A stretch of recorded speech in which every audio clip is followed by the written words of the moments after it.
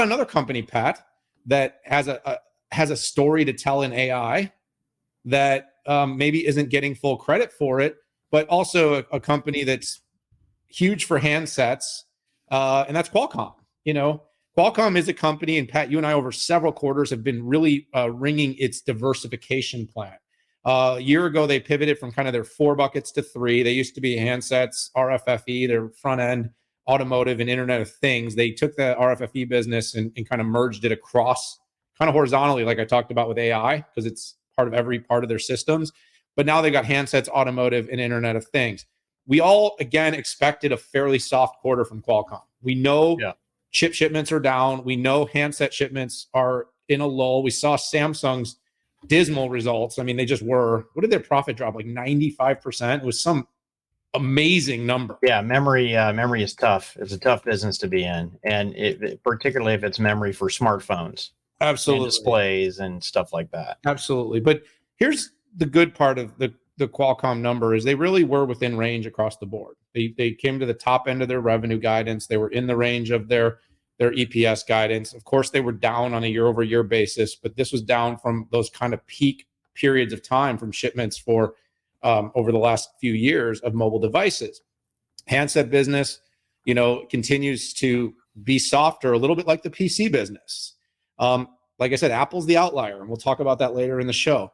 Automotive has been a really great growth area for the company, something to definitely was a lever to pull on of positivity. And then, IoT, continues to be a strong $1+ billion on a quarterly basis, 1.4 this quarter.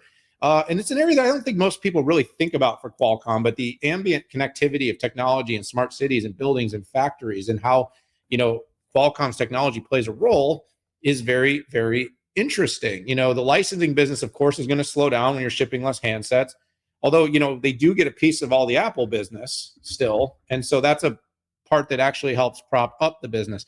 I think the one thing, Pat, you and I will probably want to lean into here, though, is that the handset business is a cyclical one like PC. And so it will come back, it will go down, it will come back up, and it will rise. And the demand for mobile handsets is going to be driven by a few factors. One is, just refresh cycles. Refresh cycles naturally create more demand. But of course, in an economic slowdown, people will wait longer to refresh. AI, though, is going to create a whole nother wave, because what Qualcomm is building in their handsets and devices is going to be inference at the edge that can do a lot with these large language models, even when you don't have connectivity, or when you have connectivity that doesn't require any interaction with the cloud, Pat. And this is a really huge thing. You and I were at Mobile World Congress. We were able to witness a 1 billion parameter large language model being run, stable diffusion, on a device that wasn't connected to the internet. Yeah. Pretty impressive. But AI is going to be used for things also, Pat, that are very practical. Things like privacy and security. Things like making systems reliable and making sure you get the benefits of AI on your device, even when you got limited or no connectivity, that your device is still able to take advantage of AI. And of course, AI has a very impressive, everything from their image sensors to their VPUs to their security tools that are all going to use AI that are going to make handsets more secure. Now, interestingly, Pat, we haven't heard much from Apple about their AI strategy. Of course, they've got the AI sensors and stuff in their devices, but nothing yet about what they're actually planning to do from a generative standpoint.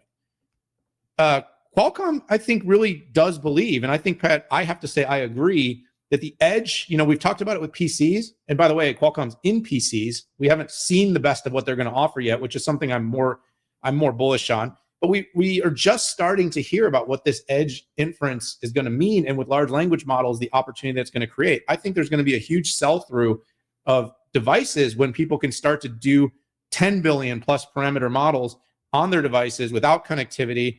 And by the way, this isn't just infused into handsets. This is going to be infused into automotive, which has been a huge growth area for Qualcomm. It's going to be infused into IoT for ambient and sensing technologies.